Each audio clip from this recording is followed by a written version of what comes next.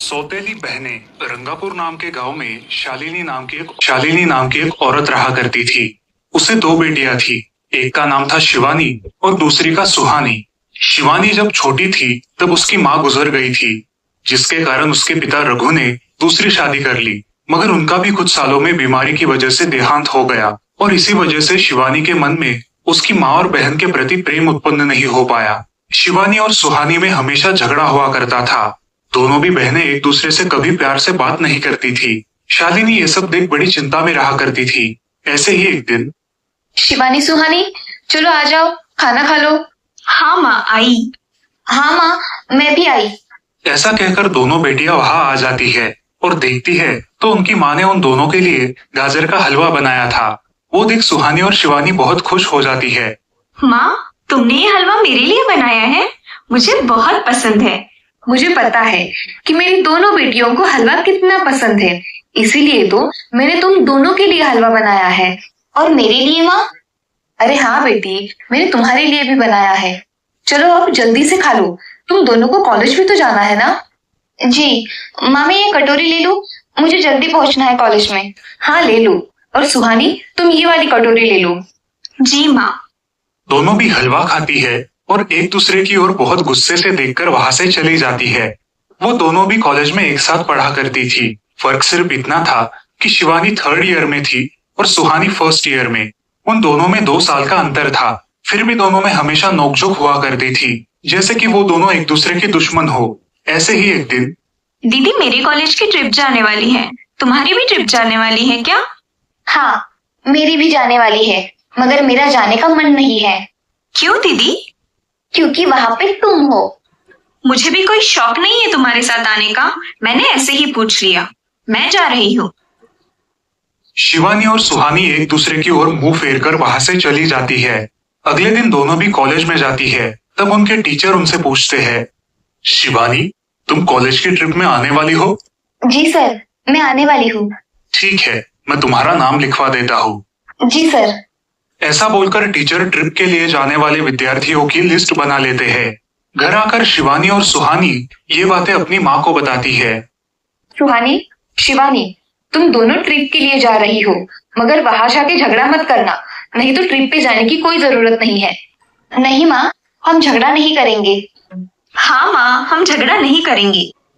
तो फिर ठीक है, तुम दोनों जाओ। ये लो ट्रिप के लिए पैसे, और बाकी के ये तुम्हारे पास ही रखना। माँ, हम कल जाएंगे और 2 दिन के बाद वापस आएंगे। ठीक है, चलो अब सो जाते हैं, कल तुम दोनों को निकलना है। अब वो सब खाना खाकर सो जाती है। अगले ही दिन सुबह उठकर वो दोनों भी अपने अपने बस में बैठकर ट्रिप के लिए निकल जाती है और इधर शालिनी अपने काम में व्यस्त हो जाती है। ऐसे ही कुछ देर बाद शालिनी को शिवानी का फोन आता है। माँ, हम दोनों यहाँ ट्रिप की जगह पहुंच गए हैं। अच्छा बेटी, तुम दोनों ठीक हो ना? हाँ माँ, मैं रखती हूँ, हमें यहाँ अलग अलग स्पॉट देखने जाना है। ठीक है, और जब वक्त मिले तो फोन कर देना। हाँ माँ, अपना और सुहानी का ख्याल रखना। हाँ माँ। फोन रखने के बाद शिवानी और उसके क्लास के सारे दोस्त वहां की एक जगह देखने जाते हैं। सुहानी भी उसके क्लास के साथ एक दूसरी जगह देखने निकल जाती है। सारे बच्चे एक साथ घूमकर वापस आते हैं। शिवानी सुहानी को ढूंढती है, मगर सुहानी उसे कहीं दिखाई नहीं देती। इसीलिए शिवानी को बड़ी चिंता होने लगती है। अरे, ये सुहानी कहाँ रह गई? इसका तो कुछ भी पता नहीं, कहाँ ढूंढूं इसे? तभी शिवानी को सुहानी दिखाई देती है और उसके जान में जान आ जाती है। सुहानी, कहाँ गई थी तुम? मुझे कितनी चिंता लग गई थी तुम्हारी। अरे, मैं यहाँ ही थी मेरी सहेलियों के साथ। मुझे कुछ नहीं हुआ।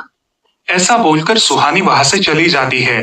दूसरे दिन सब लड़के लड़कियां जल्दी उठकर अपनी तैयारी कर लेते हैं और पहाड़ पर जाने के लिए निकलते हैं। वो सब आज थोड़ा घूमकर शाम तक निकलने वाले थे। सब विद्यार्थी एक हिल स्टेशन देखने चले जाते हैं।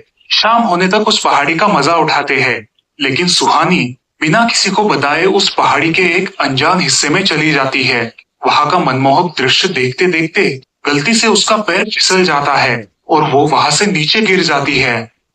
शाम हो जाने के कारण सभी विद्यार्थी वहां से निकलने लगते हैं और यहाँ सुहानी एक पेड़ के सहारे उस पहाड़ी की चोटी पर लटकी रहती है। शिवानी सभी विद्यार्थियों में अपनी बहन को ढूंढती है, लेकिन वो उसे कहीं नहीं मिलती। सुहानी को ढूंढते ढूंढते शिवानी वापस उसी पहाड़ी के पास आती है और उसे आवाज लगाती है। सुहानी, सुहानी कहाँ हो तुम?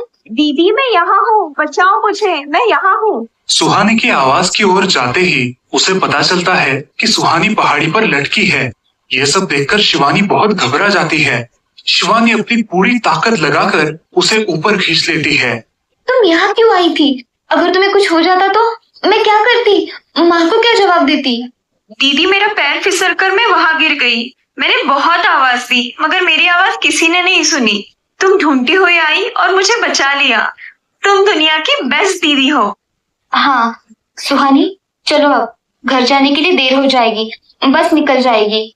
सुहानी को ऊपर खींचते वक्त शिवानी के हाथ पर बहुत सारे जख्म हो गए थे, इसलिए सुहानी अपनी ओढ़नी फाड़कर उसके हाथ पे बांध देती है और अब वो दोनों बस के पास चले जाते हैं।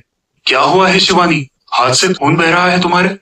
कुछ नहीं सर, मैं वहां पे गिर गई थी, अब मैं ठीक हूँ। टीचर और सारे छात्र गाड़ी में बैठकर घर जाने के लिए निकलते हैं। घर आने के बाद शिवानी सारी हकीकत अपनी माँ को बताती है और वो सब सुनकर माँ दोनों को गले लगाकर रोने लगती है। तुम दोनों एक दूसरे के साथ होते हो इसलिए मुझे कोई टेंशन नहीं रहता, मगर मेरी बच्चियों, खुद का भी ख्याल रखा करो। उस दिन के बाद दोनों सौतेली बहनों ने अपने बीच की सब नोकझोंक बंद कर दी और हंसी खुशी सगी बहनों की तरह रहने लगी।